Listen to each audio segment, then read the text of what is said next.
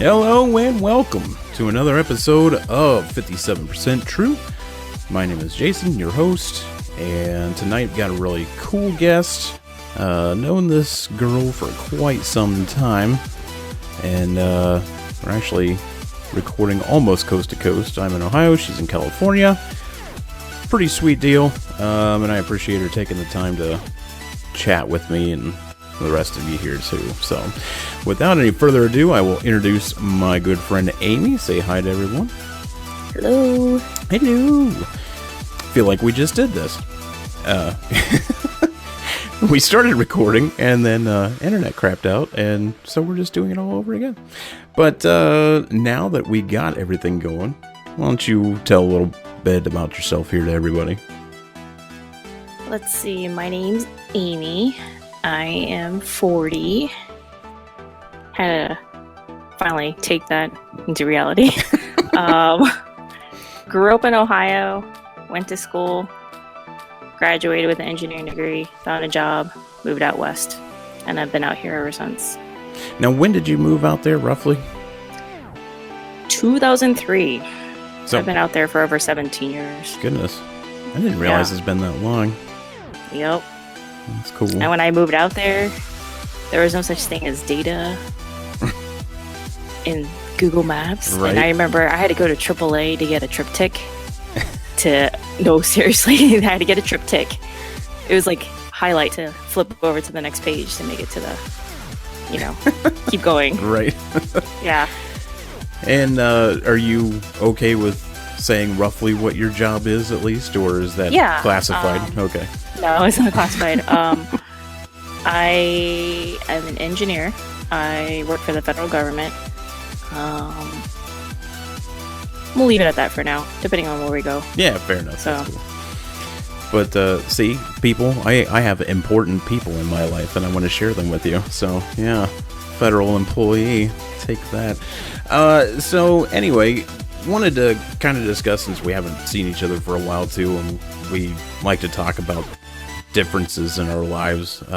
You and I talked, what was it, about a month ago before we did this episode? Sounds about right. And we were talking about all kinds of things, and you tend to enlighten me with a lot of things that, I may not know or be exposed to. So, you and your ethnic background, since you didn't mention that before, you are Chinese, and so you grew up in a fairly predominantly white town, yeah, would you say? Yeah, I mean, it is called Whitehall, so... Not a misnomer, But, so, with all this stuff going on, with Black Lives Matter and, all this stuff going on and a lot of attention being drawn to ethnicity, race, things like that, do you want to kind of talk about your experience of growing up in a city like that? I mean, especially in high school and stuff. Mm-hmm. I have a couple funny stories that I wanted to share anyway, from when we worked together. But anyway, I kind of want to hear your stuff first. All right. So growing up, my family actually moved there when I was 1. So of course I don't remember any of that. We moved to Whitehall. I was the only ethnic person growing, at least in my first couple years of schooling, which is really weird. Compared to the makeup of what it is today. So predominantly white area. The first non-white person that I saw in my class was actually in 2nd grade, and it was a black girl. And we ended up bonding because we were different. And she ended up being my best friend growing up. She is still one of my best friends today. I still keep in touch with her. Oh, that's cool. So that part was good. But yeah, growing up, I actually hated growing up in Whitehall. I remember I got made fun of because of the way I looked. I can't do it because I can't poke fun of myself in that way, but it basically sounds like a bunch of pots and pans banging. Like people would just randomly start making these noises, pretending to talk Chinese. And I'm like, why are you doing this? Like, I didn't get it. And I mean, I knew I was different, But then I know there were times where I got made fun of so bad that I cried, and I wished I was white for some reason, just so I could fit in. Right. And then as we got older, started seeing a lot more different people, basically non-whites, like junior high.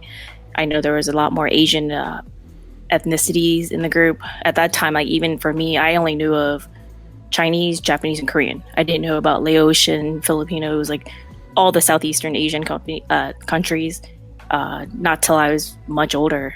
Especially when I went to Ohio State, there was everybody there. Oh yeah. But growing up, it was predominantly white, and then I know over the years, the demographics of Whitehall have changed. It's now a lot of blacks are there now, from what I've been told.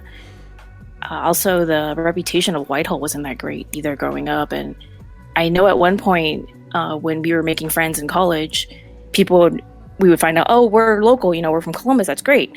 Where are you from? I was actually embarrassed to tell people I was from Whitehall. Yeah. I would tell people, do you know where 270 and 70 meet on the east side? Yeah, I'm over in that area. I would give a general area and leave it at that. I was that embarrassed, but I think I started to change that, especially when it came closer to graduating from college. They give you a piece of paper to fill out saying, your name, where are you from, your major, that type of thing. And I was talking about it with some of my friends who were either close to graduating or, had already graduated. So do we want to put Columbus or do we want to put Whitehall? And at that point, I think I had a better sense of pride. I was like, you know what? If we want to change the image of Whitehall, we should put Whitehall down. Yep. We don't hide it by saying Columbus. So I went ahead and put Whitehall down. Like, I'm not afraid of telling people I'm from Whitehall right now. Like I said, but at that time, it was a very big image thing. Oh, yeah. Well, so a lot of the time when you were being made fun of, like we were talking about, the pots and pans sound and all that, that was mostly when you were young, little, like 10 or younger, pretty much? Yeah, I specifically remember that in elementary. Like I said, there weren't that many non-whites. Yeah. At least the first couple of years when I started school, it definitely started to change when they merged all the elementary schools together. And it was just, I don't know if it was more acceptable. It was more commonplace to see people other than white. But growing up at least in the elementary setting, it was predominantly white. Yeah. And that's not to say that, oh, well, they were kids, blah, blah. Granted, kids are ruthless and entirely too honest. The one memory I remember, it was a little kid, like a first or second grader, and I was like 5th or 6th grade. I'm thinking, how do you even know to make fun of me? Unless it's like taught. Which I believe a lot of racism and these types of biases are taught from parents. Oh, sure. And I mean, it's not just parents, but I mean, obviously, they're going to get that a lot from home since they're spending a lot of time there. But anything with media friends, the pressure to fit in, so if one of their friends is saying something, then obviously they're going to go along with it, regardless of even whether they understand what's happening or not, kind of thing. So yeah, it's very frustrating. Again, I mean, children are mean because they're still learning the world, and that's not an excuse, but that's why I was kind of curious if it was the majority of it was then. But yeah, you said once you got into high school, junior high, things started kind of mellowing out since they were in a bigger melting pot, so to speak. I think people are more aware as they grow older. Yeah. But when kids are young, they are heavily influenced by the media that they see or just the environment they're in, usually the adults around them.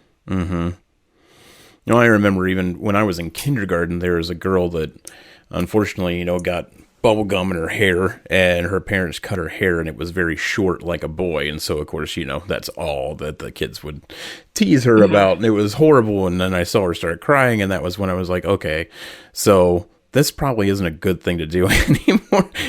I wasn't one instigating, but at the same time, So I learned very early on that, words suck sometimes, and you really gotta be nice to people. I mean, granted, I was still a jackass too sometimes when I was a kid. I'm not going to be saying that I was perfect at 5 years old, but Yeah, it's Kids frustrating. are very blunt. There's no filter. And it can be amusing. It can be amusing, but they also need it. This is where it's a good learning time for them to be aware of, like, words can hurt. Yeah. And they this is where, as a parent, this is where you can start the teaching moments. Like, things are like things like this can't be taught in school. Yeah, and there was a comic I saw years ago where there's this woman that has like a baby, and it shows her like she's swearing, and the mom is laughing, and the next panel it shows her wearing like hardly any clothes, and dancing, and she's like haha, and then all of a sudden it shows her in the last panel, and she's like dressed all slutty, and she's swearing like a cousin, sailor, and she's like, where did I go wrong? And I'm like, well. Yeah, I mean, I see that all the time where some of the people I know where their kids will do something stupid and they're like, oh my God, did you just see that? I'm like, why are you not reprimanding them? Because now they think it's okay because you're laughing about it. You can laugh and then pull them to the side and be like, all right, look, Paco, don't be doing this anymore kind of thing. But yeah, and it's frustrating. It sucks. And I'm sorry you had to deal with that. I mean, obviously I didn't know you back then, but still. Anything like that. But I mean, once you got into high school and then especially college, because you went to OSU, right? Yeah.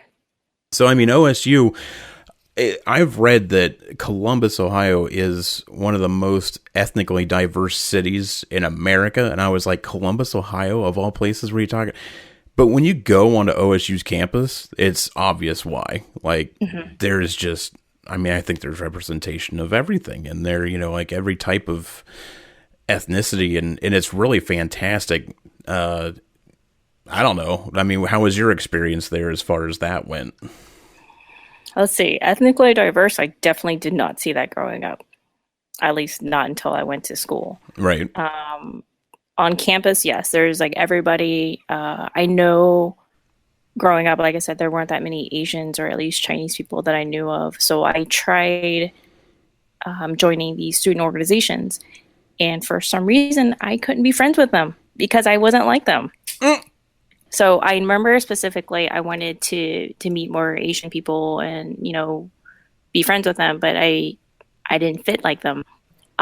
So I remember my mom specifically like, why don't you make more Chinese friends? I'm like, they don't like me or I don't like them.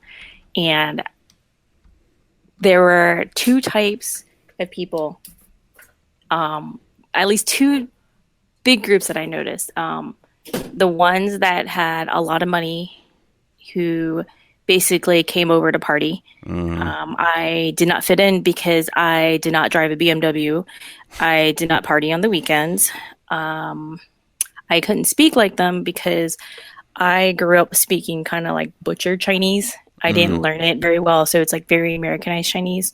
Anyone speaking to me as a native will know that I don't speak it authentically, but I still can communicate. Like among us, like we can hear the tones and the language. And then there was another type of Chinese. I remember they were very fobby, which is a very bad term for me to use. But for those who don't know, fresh off the boat, they I remember you certain... told me that and I about died. Yeah, like it's like most people don't know this, but they act very, man, I don't know how to say this without being racist against myself. They act very, like, their mannerisms are very different. They act very like their customs, but over in the US. So, of course, I don't act like them. I don't speak like them, and I don't hang like them either, because at that time I was still working part-time because growing up we weren't the rich Asian family that came over here. We had to work our way up. And so I was working part-time at Best Buy. So yeah, I had to make ends meet. I worked part-time. I went to school full-time. I didn't want to take any money from my parents, so I paid for like my car insurance, my gas. Like I was one of those kind of like your typical college student. Like I didn't have mommy and daddy pay for my schooling and pay for my new car, my nice BMW, that type of thing. But yeah, I was making things work. And so, like I said, I didn't have time to party because I was working. Right. Or studying. Yeah. Yeah, no kidding. And Yeah. especially because, I mean, you were studying engineering, I mean, in college. So, I mean, that's definitely a time sucker. I mean, I would imagine anyway, if it's anything like Jess was, she went through nursing, and I mean, that just took up all of her time. So I could just imagine Yeah, engineering to be fairly I similar. actually wanted to graduate on time. It actually did take me 5 years, but the only reason why it took me an extra year is because I co-opt, or it's called cooperative opportunity, I believe. Most people call it an internship. So I did my rotations with General Motors. Cool. I did 3 rotations, and that's the reason why I had to leave Best Buy. They would not hold on to my job for 3 months, and so I was like, okay, I'm going to quit. Yeah, no So kidding. I needed the real world experience to put on my resume to make sure I actually did want to pursue a career in engineering. And then, speaking of that, working at General Motors was an eye opener. So growing up, even with my engineering classes, you see that the environment, it's predominantly male. It's predominantly white male. You see the sprinkle of ethnic people and the minorities. Like, you see blacks, you see Asians, you see a lot of Asians actually in engineering. But the one thing that they were saying, the engineering environments are changing. It's evolving. There's opportunities, that type of thing. I was like, oh, cool. Like, I'm doing something different. I'm excited. I go to work the first day of General Motors. They're all old white male engineers. I'm like, wow, this is still the typical stereotype environment with the nice like white collars and the ties and what is it called? The pocket protectors. Yeah. Some of the traditional engineers they still have the pocket protectors. Yep. And yeah, and so it felt like I stepped back in time when you're learning, and like you go to college, you learn about all the great things that are happening and all the opportunities and what you can pursue after you graduate college. And I get this rotation at General Motors. I was like, okay, I'm so excited to see all this and do something and apply my skill sets. And the first thing I step in, I notice, I'm like, oh, I'm back to being a minority. That would be frustrating, especially your first step out with all those dreams and hopes. So, but how did that change when you went to California? Did it at all? I mean, I would assume, yeah. So, yes and no. The first time I stepped into California, my first impression of California is people are very rude out here. No, out there? So I'm wondering if they're like they were very rude. I remember specifically going to IKEA and I was I don't know, it had something to do with parking. And I think I was blocking an area because I was waiting for someone to back out so I could take the parking spot. And this lady was so impatient behind me. And so by the time the car pulled out and I pulled in, she drove past me, yelled some 4-letter words at me, and like stuck her finger out at me. I'm like, what did I do? Like, I signaled that I was waiting for a car to go in. And then I did my thing. I mean, I was there first. And she just straight up pissed off at me. And I'm like, I didn't do anything. Changing lanes, right? I let people in. In Ohio, everyone waves, right? Thank you, right? Right. They don't do that in California. Nah. They just like to butt in. And I was talking to one of the guys I work with. He's from Indiana, and we were talking about the differences of people in California and the Midwest. It's like, yeah, I still do the wave thing too. And so, so I was like, you know what? Maybe we'll change people over in California. But like him from being in, he picked up the same thing too. Like, people in California initially, my first impression wasn't very good. I know when I first moved out here, there was a big group of us that started at the same time. I ended up making friends with people that were not California natives. Like, all these people who graduated from all over the country, literally all over the country, made friends with them easily just because, I don't know, people tend to be warmer, at least from a small town or a small state. I'm not sure, like the environment. Like, for instance, you walk down the street or like, the neighborhood walk and the neighbors say hi and they smile. They don't really do that here. Now, so I've heard California is almost like 3 states in one. So like, what area of California, which are you, north, south, central? So I am technically, I think, Southern California. So LA. I'm actually an hour north of LA. Yeah. In Ventura County. I'm right along the coast. So I'm actually near a beach town. I'm near Ventura. And that's where I've heard most of the jack wagons are is in like the LA area. Have you found that, or Yeah. have you traveled much Yeah, I around? Yeah. definitely more in the LA area. Where I live, it's a little bit not as crazy. Um, People tend to be more laid back. It's kind of a surf town here. Mm-hmm. You've heard of the brand Patagonia? Yeah, yeah. So Patagonia headquarters is right here. Oh, cool. Okay. And like every other person wears Patagonia here. I'm like, really? Oh, okay. Whatever. It's like in the South, everyone wears duck head. I'm like, what is this thing? I don't understand. Oh, like in the wintertime, everyone wears Carhartt. Yeah. I hadn't seen Carhartt in forever until I went to St. Louis. I was like, oh yeah, Carhartt's the thing to wear. Carhartt. Yep. Yeah, I don't see Carhartt out here. I see Oh, Patagonia. that's It's funny. always Patagonia here. Man. The other thing I also found very surprising, well, not really surprising, but every there's a lot of people who are very Hollywood, Yeah. very artificial. Artificial is in like their mannerisms, Right. also their appearance. I mean, everyone's into the whole Botox, skin death, laser, all the hair removal, all this other stuff. They're very, and it makes it very hard, at least difficult for me to make friends with people who aren't even, true to themselves. Mm-hmm. I even this whole time I've been here, I tend to make friends who are not really from California. Yeah. They're from other places who moved here, and it's that I don't know. There's something about Ohio with the warmth. That's the one thing I miss is going back. Like people are friendly, people are a lot more welcoming.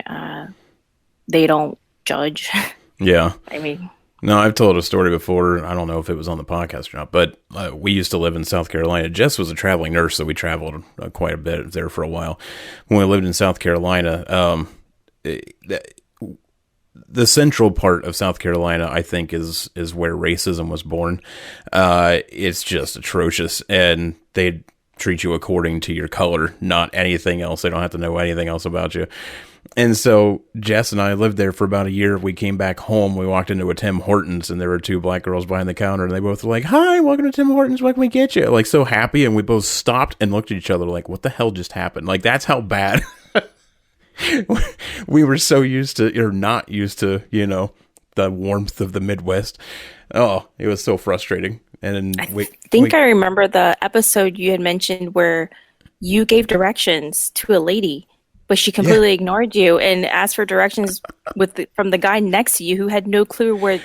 Yeah, on the old one. Yeah. Yeah, so long story short, there was a woman that asked us that she was black, asked a black guy that was outside, directions. He's like, "Well, I'm not too sure where, it is."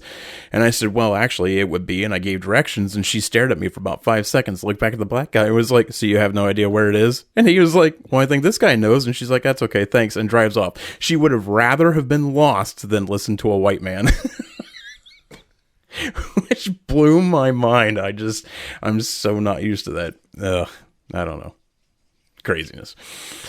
But so kind of, if we want to talk about, or is there anything else you wanted to talk about as far as being out there in California? I wanted to bring something else up, but I certainly want to give you your chance to talk about how crazy California is. Not surprisingly, I'm still a minority where I live. There are not that many Asians, or at least not Chinese in my area. It's predominantly Hispanic. Yeah. The Asians that are around here tend to be like Filipino or Japanese just because of the area. I know this was a Japanese area, I think from like World War II area, I remember, I think from what I read. There's a lot more Japanese in this area than Chinese, but the Chinese tend to be in the LA area. I do want to ask this, and if you don't want to talk about it, that's fine, but this is something, and I'll explain why. But being Chinese, and you just said, there's a lot of Filipino, Japanese. So do you feel any closer to them than you would, say, a white or a black, because they are lumped into that Asian group? Or can you really tell, like, the difference? Like, there's a lot of, I don't know, differences between, even within the Asian groupings of Japanese, Chinese, all that. Like, is what I'm asking making sense? Maybe. I'm trying to think. I do have my circle of friends. Like, I do have the Asian set of friends and then the white set of friends, and as well as the black ones. but we get along for like different reasons. Like I know this one Filipino guy. We talk about food a lot because we're both foodies. So we're always like texting each other like where to go to Right. do this and that. And then not really. I mean, And I for know me, like that's a I gross don't. generalization. Like I get it, Yeah. you know, like, but I think you understand where I'm going with it. Yeah, but for Okay. like me, like I don't tend to gravitate towards one or the other. For me, I just tend to gravitate towards people who are actually like real. Like I have a Yes. wide variety of friends, and then for the most part, like I do watch the conversations. Like so, if they're super sensitive topics, I won't give out my full opinion. Hmm. But I know this one lady I work with who's black.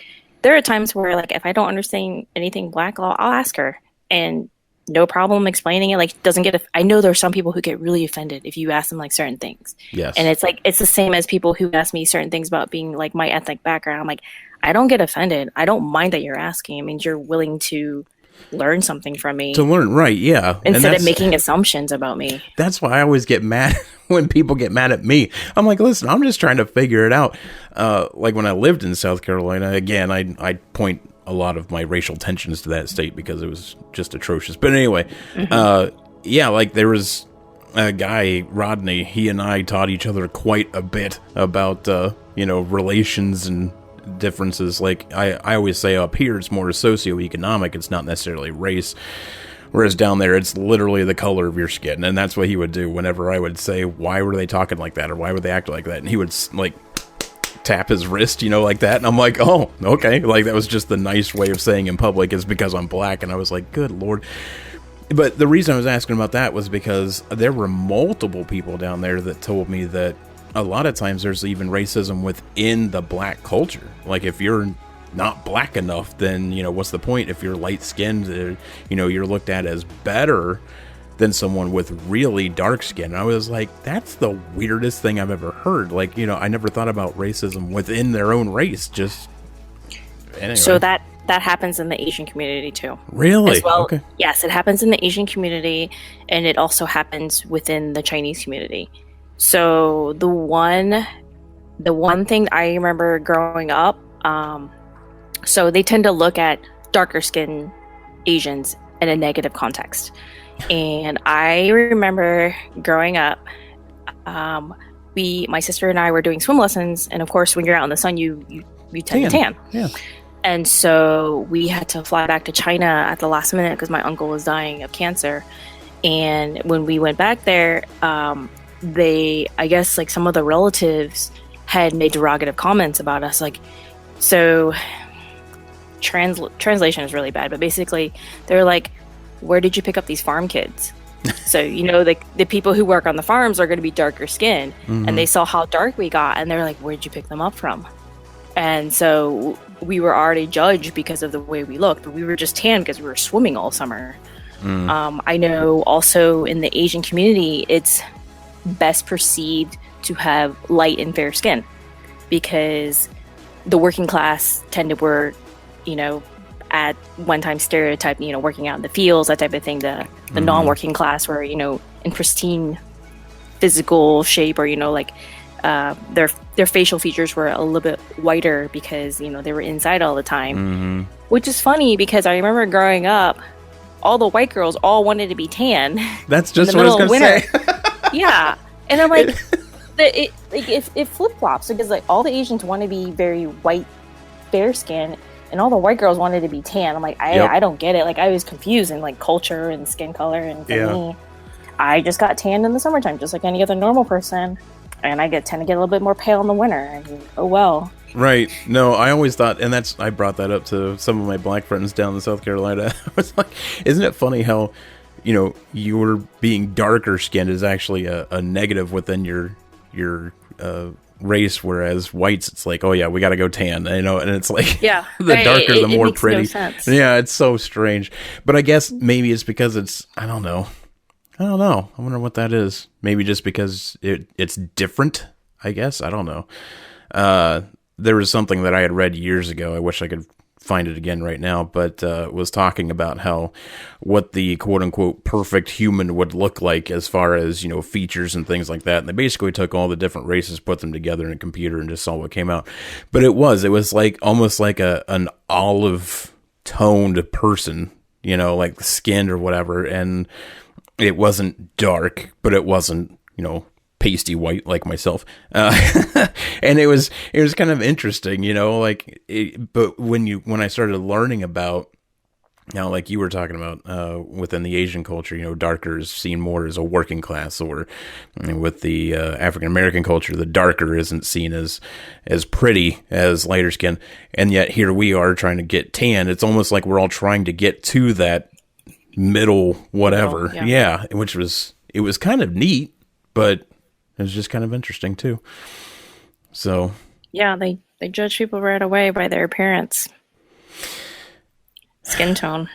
it's frustrating. I mean, I understand with the history of this country, how things happened where some of that stuff can still be very strong. Like I said, down in the South, and it's not just South Carolina. Georgia was bad. I can't tell people where I'm from, and if I'm in Georgia, because General Sherman was from my hometown, and yeah, we used to travel down to Florida every summer, and if my dad would get tired, we'd pull over and stay the night in Georgia. Well, one night we stayed and we got out, and there were nails in all four of our tires because it had it had the county on our license plate, and they knew, so they took it out on our cars. Like, oh my god.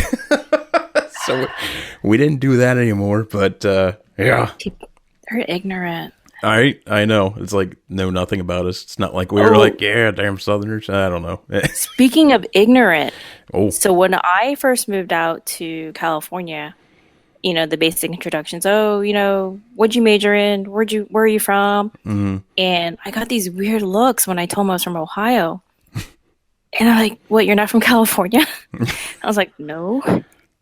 They have Asians in Ohio? Yes. Did you grow up on a farm? No. No. Just weird questions. And then they would also comment on my Ohio accent. I'm like, I didn't know Ohio had an accent. I love it. Yes. So I was just, I don't know, I was dumbfounded from the people here, or are there people just that close-minded? Actually, there are some people here that I've met, they've never left California. Like they grew up, I mean, I understand like growing up and staying here, but like how can you have not traveled outside at least a little bit? Like Arizona's right next door. I mean, Vegas is only like 5 hours away, so Oh, that'd yeah. be worth it right there. I want to go to No, Vegas. the traffic sucks if you leave the wrong time. Well, I'm Believe me, sure. I've done that before.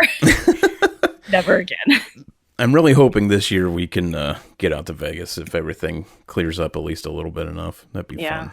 Vegas is struggling from what I hear. Well, yeah. I mean, it's what, Everywhere 90% is tourism, all but tourism, yeah. ugh.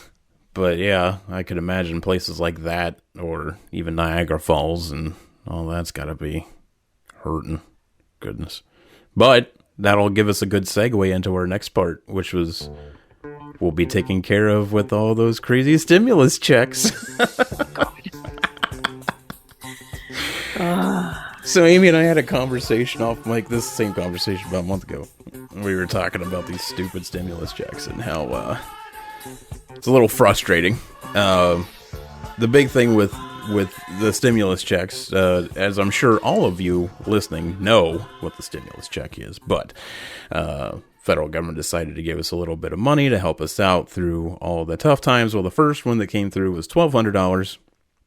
The second one to come through was half that, $600. They, said, well, we're going to make it 2,000. Well, we're going to make it 6. Well, we're going to make it 12. Well, it ended up being 6. The stimulus checks were literally meant to help you get through the stupid COVID crap, any kind of past bills, or to help you, catch up with anything, make sure that you're not defaulting on your home, things like that.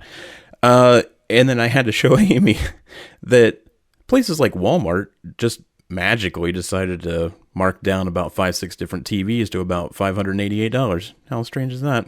And guess what? They can't keep them in stock. So your thoughts on the stimulus, dear Amy?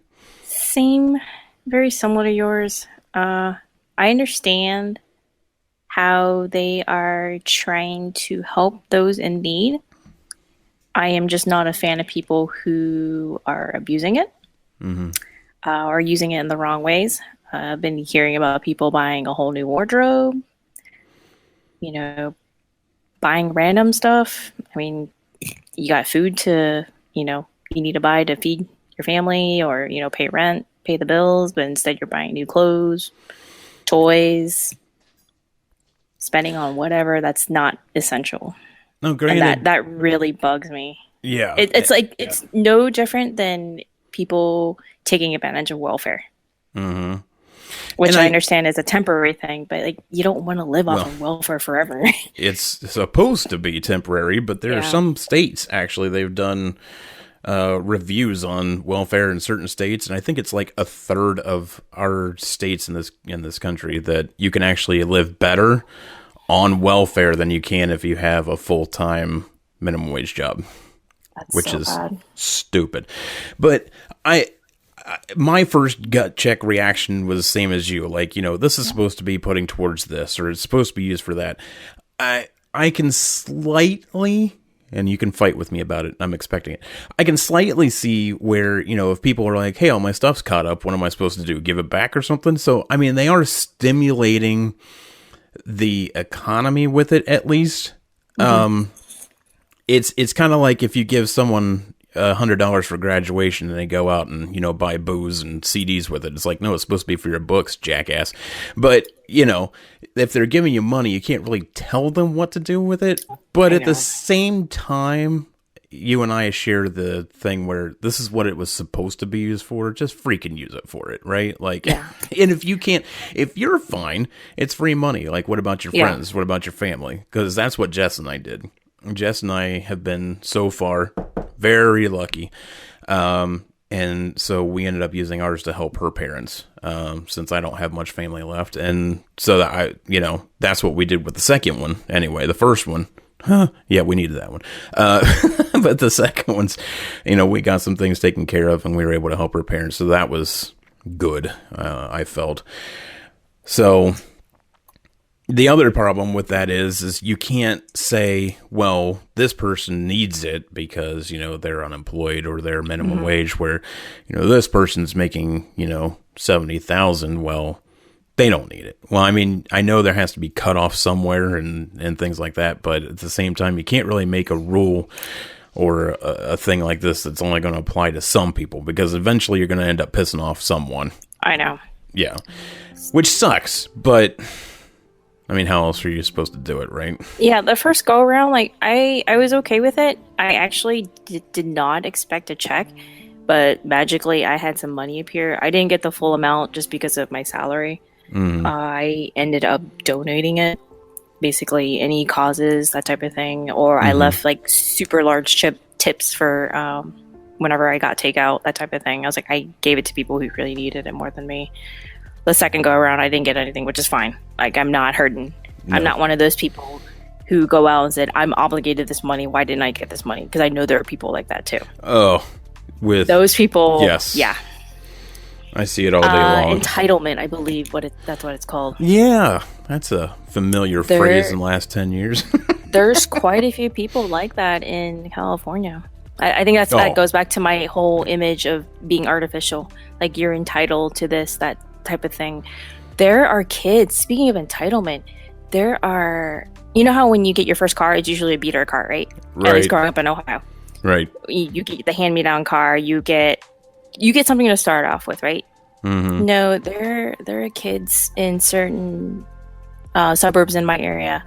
No, they get a BMW, they get a, what's that square box that the Kardashian drives, like that Mercedes? I don't know. They got one of those as a 16-year-old. I'm like, what the heck?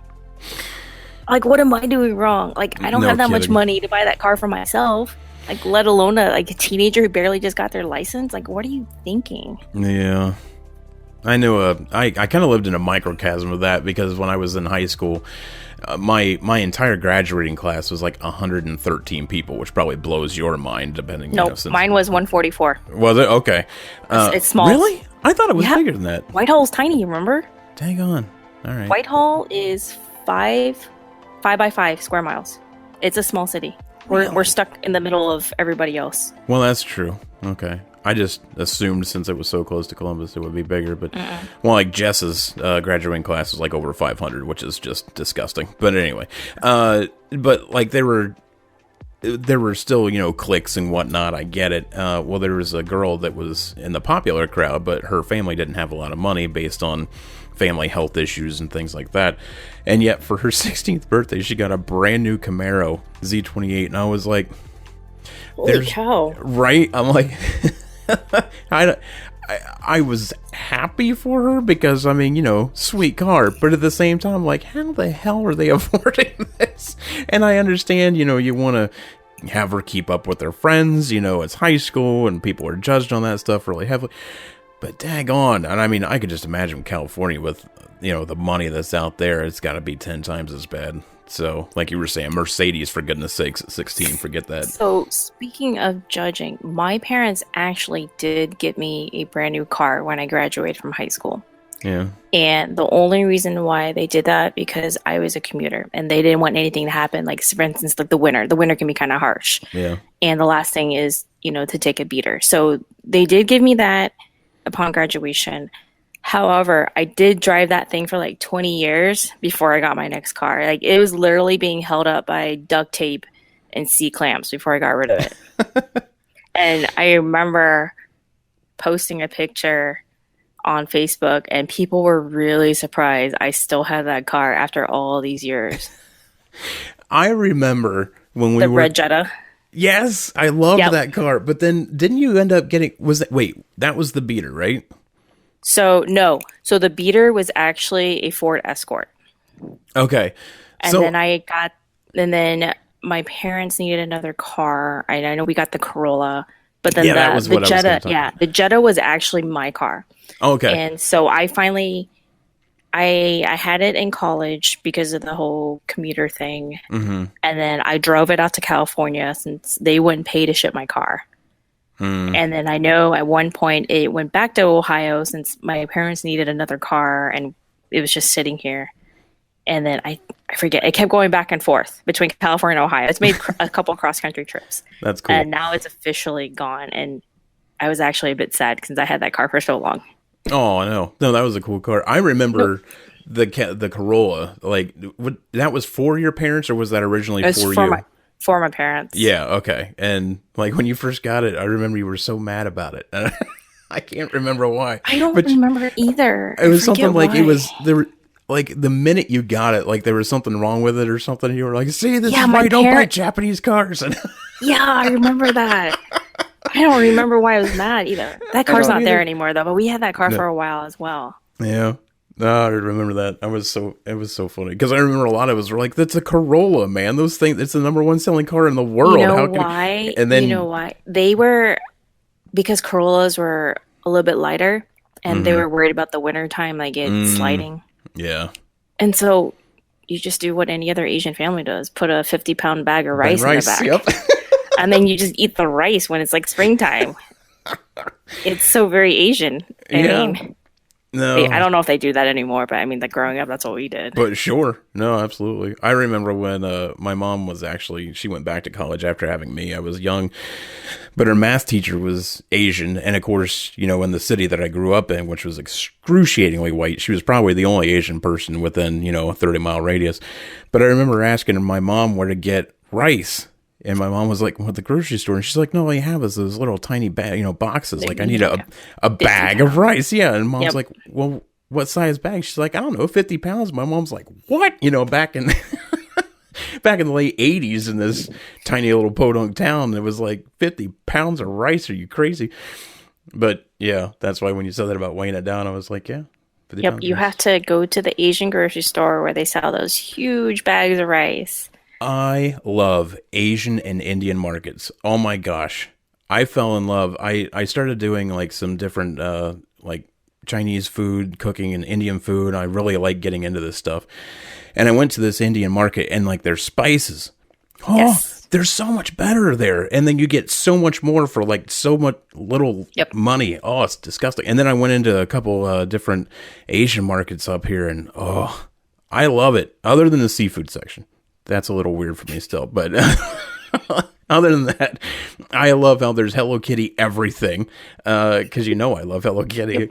Yeah. Hmm. But anyway, yeah, My I mom still does that. She will does make she? like the hour, 45-minute drive to the Asian grocery store, stock up and bring it back. Like she'll buy what she needs to get by like the local Kroger, that type of Mm-hmm. thing. But there are certain things you cannot find. I mean, granted, the grocery stores have changed a lot since growing up. There is Mm-hmm. now like an actual ethnic section, and they actually have some of the stuff that we use. Yeah. But yeah, growing up, it was hard. You always had to make that the big like Asian grocery run. Oh yeah, I can imagine. I And actually back do that then, here. I do that really? here in California because, like I said, where I live, it's not. It's predominantly Hispanic, so I will make my Asian grocery run and stock up. Do the exact same thing. Yeah. So I know you said I don't know why this popped in my head because this show just runs on tangents. You were talking about how you speak more of like a broken Chinese. Hmm. Um, if I remember right, you said that you were teaching your children that, right? Like Yes, teaching them Chinese and whatnot. I think that's really cool. trying, trying Trying. very hard. Oh my God. So yeah, you have a son and a daughter, Hmm. and you told me that they were 11 and 8. 10 and 8. 10 and 8. Okay. And I met them years ago when they were much younger, but oh my gosh, they were a riot. Oh, they were so entertaining. It was funny And growing up, though. At least when we were first starting to like, they were really starting to understand Chinese, and then he made a comment. Why do we need to learn Chinese? We're the only Chinese people in this area. I'm like, good point. You're gonna learn because you're Chinese. I don't care. I couldn't find a good response. I was like, you're very correct, but you got to learn. no, absolutely. I mean, it's cool. I know when they're young and they're not, immersed in it that they could ask why, but I'm hoping later on they understand not just, to have a better and more in touch with their culture, but I mean, it would be nice. I remember when I was young, I wanted to learn a different language. My parents were like, you don't need that. You're fine.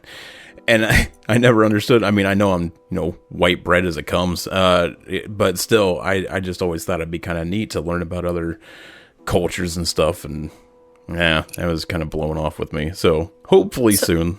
so growing up, my mom actually took us to a Chinese church to learn Mandarin because I Hmm. speak predominantly Cantonese.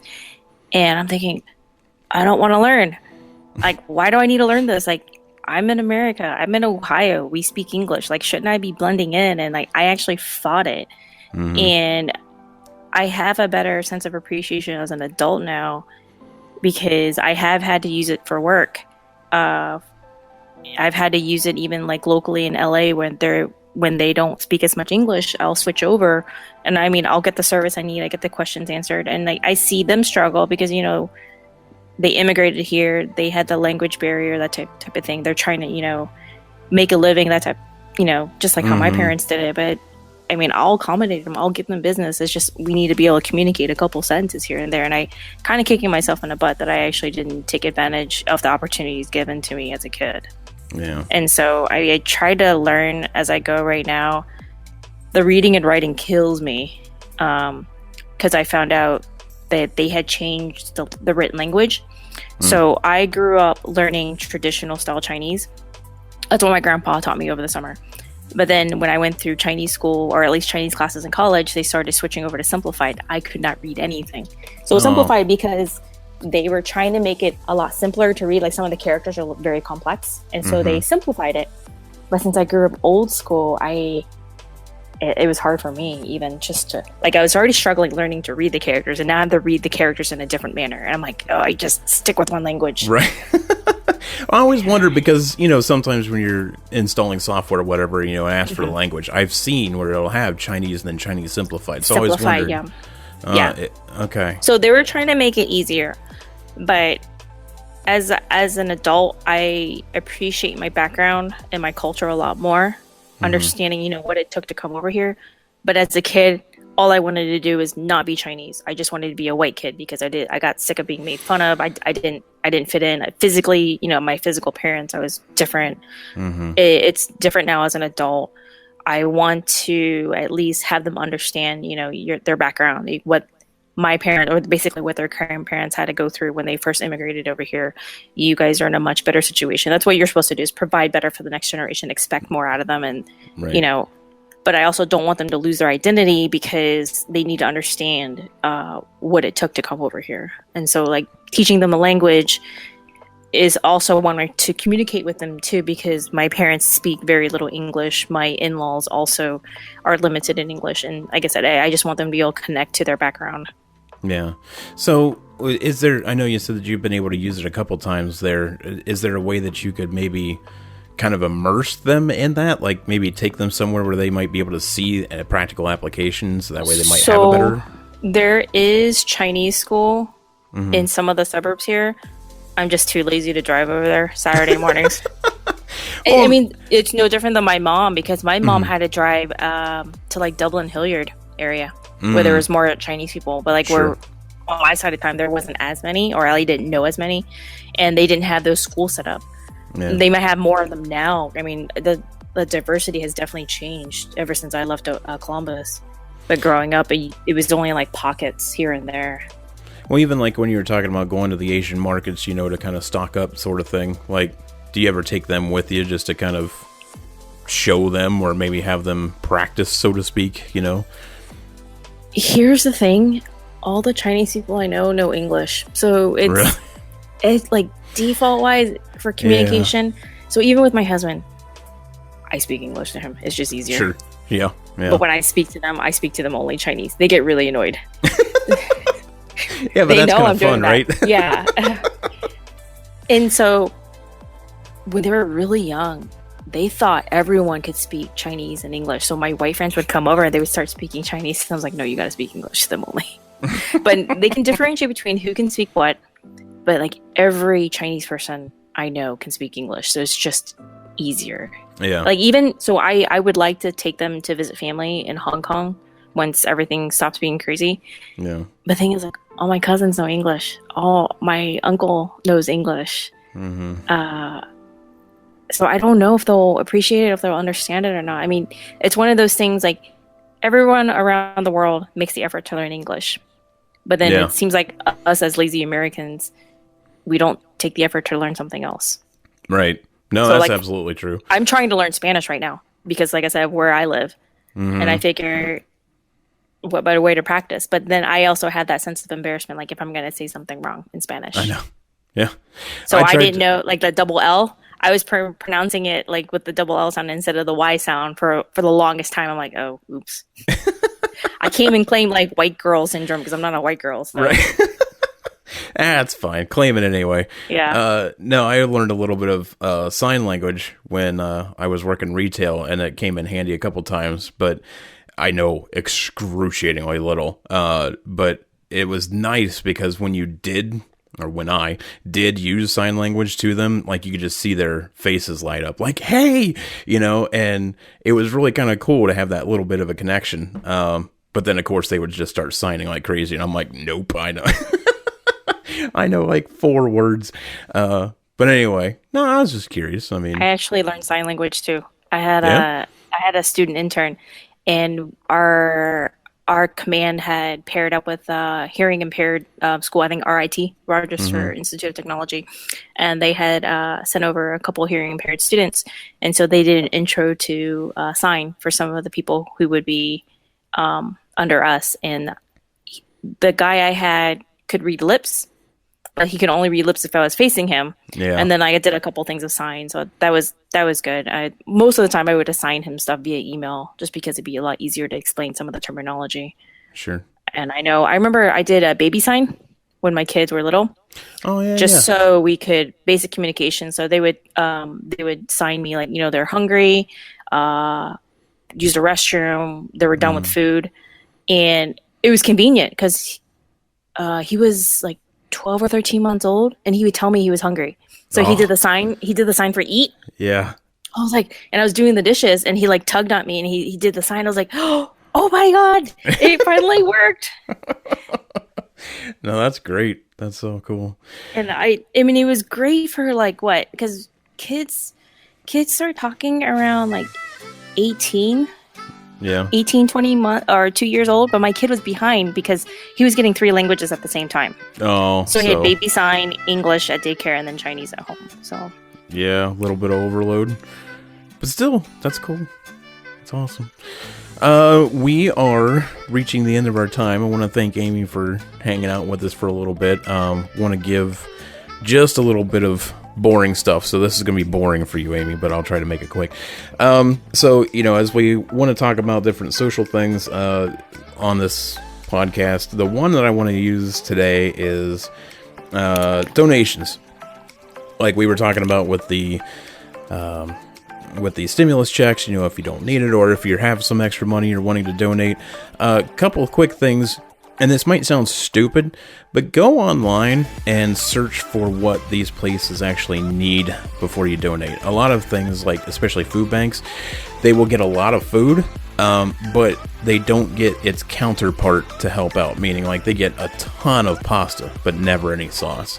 They'll get a lot of like peanut butter, but they won't get the bread or the jelly to go along with it because they think that, it's only shelf stable. Number one thing that you can give them, though, honestly, is cash. While it's great that you want to give something, physical to them, a lot of times cash is king because they can actually purchase the things that they know that they need. So if they're overstocked on something, they need something, whatever.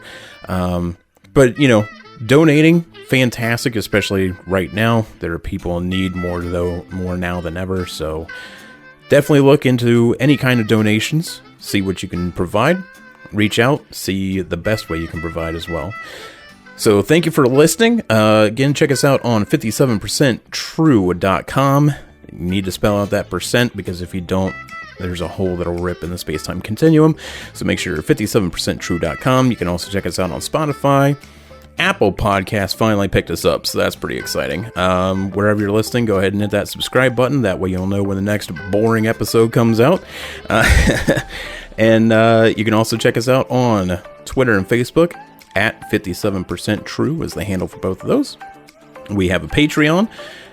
Drop us a couple bucks. First person to donate $10 per month, I'm going to give them something extremely special. I don't know what it's going to be yet, but I think it's going to be pretty cool. So, anyway, any final thoughts from you, Amy, at all? Anything you want to say? not really. It was a lot of fun to talk. Yeah, no kidding. And hopefully you'll come back on and we can talk about all kinds of other stuff. Would that be good? Yep. Cool.